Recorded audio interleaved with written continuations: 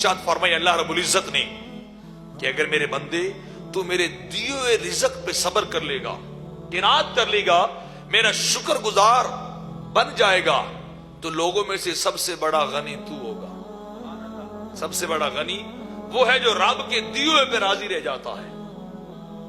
مال غنا کا باعث نہیں بنتا ہے، مال دولت روپیہ پیسہ انسان کے غنا اور امیری کا باعث نہیں بنتا ہے۔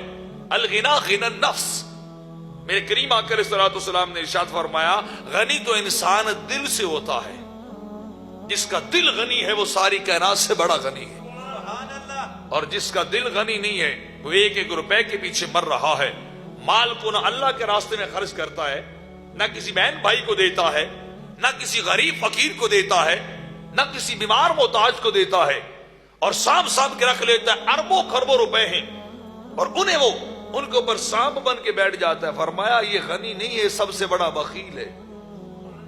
غنی وہ ہے جس کے پاس چند پیسے ہوں وہ بھی رب کے نام پہ دے دے۔